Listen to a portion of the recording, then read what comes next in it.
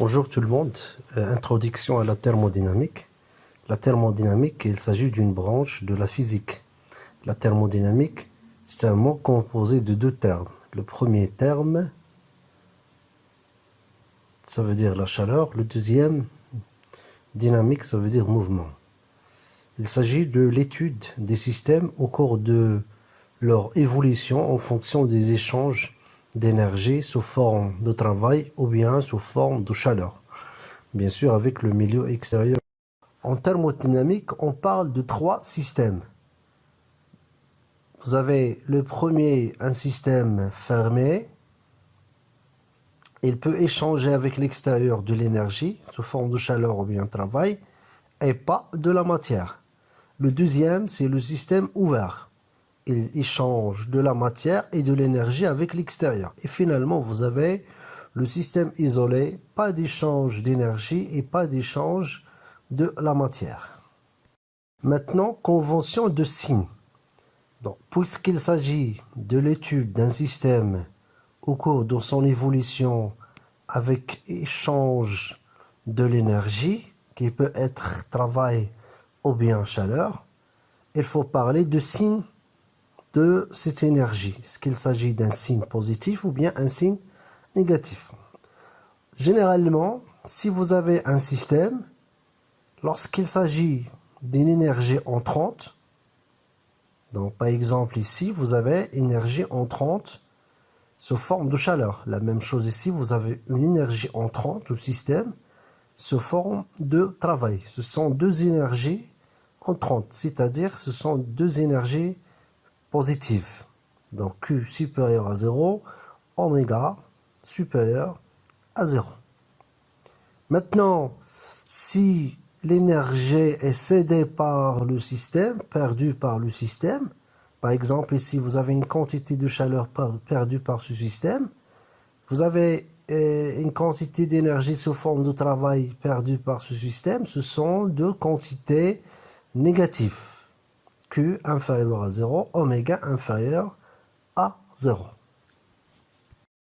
Un système, au cours de son évolution, passe par plusieurs états entre l'état initial et l'état final. Chaque état est défini par un ensemble de variables dites variables d'état. Il s'agit de deux types, les variables d'état intensives et les variables d'état extensives. On va voir quelle est la différence entre les deux. Vous prenez le premier récipient, c'est un récipient rempli par un liquide de volume V1 est égal à 1 litre. Avec une température T1 est égale par exemple 20 degrés. Et je prends un autre récipient identique au premier, rempli par le même liquide, avec toujours V2. Donc V2 est égal à 1 litre. C'est-à-dire le même volume. Et avec T2 est égal toujours la même température, est égal 20 degrés. Donc on va essayer de regrouper les deux récipients dans un troisième récipient. C'est-à-dire on va verser le liquide qui se trouve dans le premier, dans un troisième, et la même chose qui se trouve dans le deuxième récipient, dans toujours le troisième. Donc ça va donner un autre récipient, okay, rempli par V3 est égal, donc on fait la somme, ça va donner 2. Au niveau de la température, ça va donner T3 est égal, toujours la même température est égale 20 degrés. Donc quand vous voyez, vous avez le volume, il s'agit d'une variable d'état qui change ou bien qui dépend de la quantité de la matière qui se trouve dans le système. Donc lorsqu'on a fait un regroupement ou bien une réunion de deux systèmes, bien sûr de la même matière, le V, le volume, change de valeur. Donc V3 est égal à 2 litres. Par contre, la température reste constante, ne dépend pas de la quantité de la matière dans le système. Donc, le V, le volume, il s'agit d'une variable extensive. Il s'agit d'une variable extensive. Une variable extensive est une grandeur qui est proportionnelle à la taille du système. Elles sont additives lorsque ou bien lors de la réunion de deux systèmes de même nature. D'autres variables qui sont additives, vous avez la masse, le nombre de moles, le volume, l'énergie, etc. Mais par contre, pour la température, comme vous voyez, reste constante, ne dépend pas de la quantité de la matière. Il s'agit d'une variable d'état intensive. Une variable d'état intensif est une grandeur qui ne dépend pas de la matière ou bien de la quantité de matière en présence dans le système considéré. Exemple, la température, la pression, composition chimique, la masse volumique, etc. Certains paramètres ou bien variables d'état peuvent être liés par une relation appelée équation d'état. PV est égal à nRT. P c'est la pression en pascal, V c'est le volume en mètre cube. Vous avez le N, c'est la quantité de matière en mol. Vous avez R, la constante des gaz parfaits en joule par Kelvin mol, à peu près égal à 8,314. Et finalement, vous avez T, la température absolue en Kelvin. Ici, vous avez les différentes transformations entre les différentes unités, la même chose au niveau de la pression. Et ici, vous avez au niveau de volume. Ça, c'est la relation entre la température en Kelvin et la température en degrés Celsius.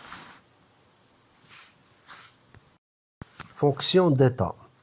On peut réaliser la transformation entre l'état 1, qui représente l'état initial, et l'état 2, qui représente l'état final, selon ou bien en empruntant plusieurs chemins différents. Par exemple, ça c'est le premier chemin, ça va donner delta F1.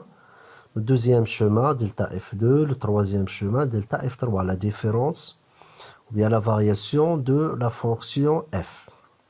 Donc ici, vous avez trois chemins différents de passer de l'état initial, état 1, à l'état final, état 2. Donc souvent, la transformation dépend du chemin suivi entre les deux états initial et final. Mais il existe des fonctions en thermodynamique qui ne dépendent pas du chemin suivi entre l'état initial et l'état final. Dépend tout simplement de l'état initial et de l'état final, ce qu'on appelle les fonctions d'état. C'est-à-dire, je peux écrire delta f, la différence, bien la variation de la fonction f, en passant de l'état 1 à l'état 2, est égal à f2, l'état final, moins f1, l'état initial.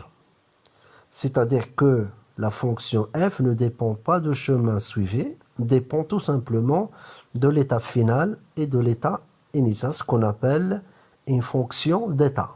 Ce qu'on appelle une fonction d'état. Exemple, l'enthalpie grand H et l'énergie interne U sont des fonctions d'état. Mais le travail oméga et la chaleur Q ne sont pas des fonctions d'état.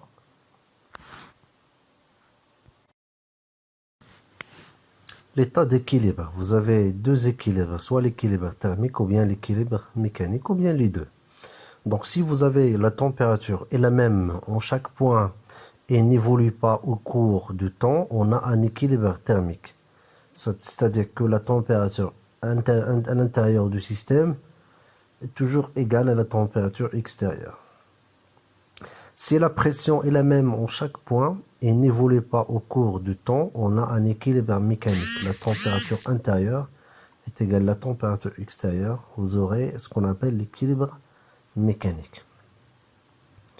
L'état d'équilibre. Un état d'un système peut être représenté par un point dans l'un des diagrammes suivants. Souvent, on travaille par le diagramme de Clapeyron Vous avez dans l'axe des abscisses le volume. Sur l'axe des ordonnées, vous avez la pression.